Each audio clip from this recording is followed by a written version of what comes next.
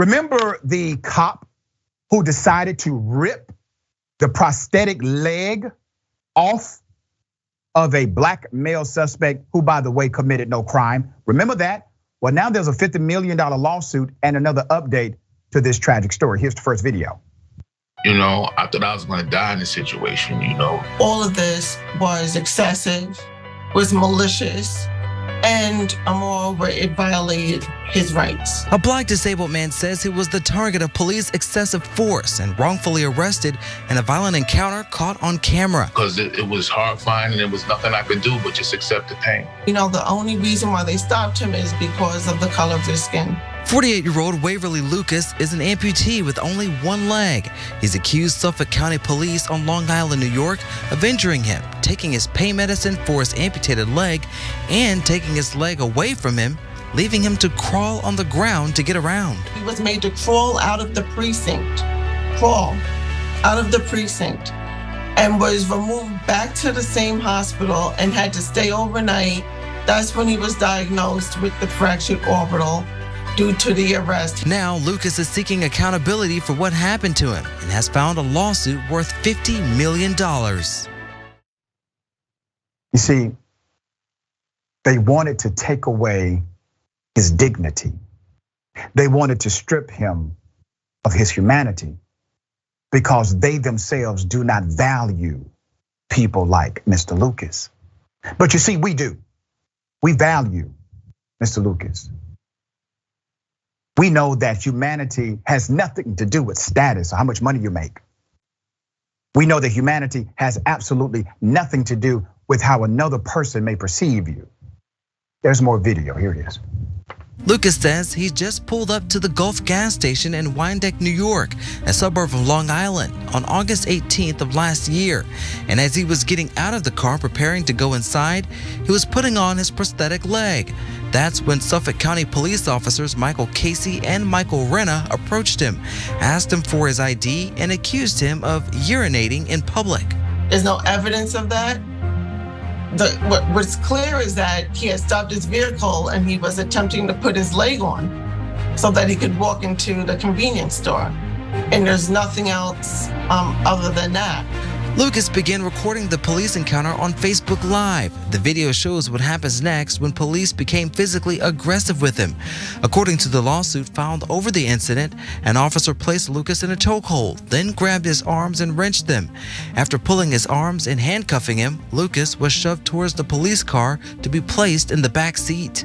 I thought I was gonna die in this situation, because, I'm being choked out. I don't know if anybody ever been choked out, but you go to sleep. The lawsuit also says officers pulled on his prosthetic leg and threw it in the trunk of the police car, leaving Lucas in serious pain. It was excruciating pain. It's when someone is trying to bend something that's connected to your body, and when you got your kneecap popping out at the same time, you're not thinking about nothing else but the pain that you're going through, and that's all I can remember was the excruciating pain.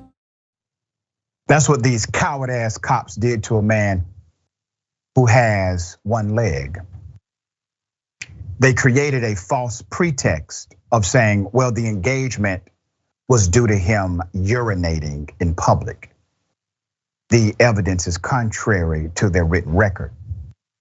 In addition to that, they decided to harm him physically by ripping his prosthetic leg off, which, by the way, there's an adhesive which connects flesh to the prosthetic leg. They disregarded the process and injured him even more.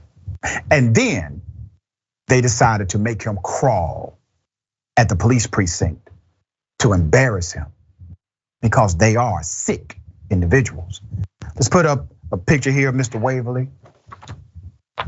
Waverly Lucas, sitting, chilling, enjoying a day outside. Let's go to the screenshot we have of these ruthless cops.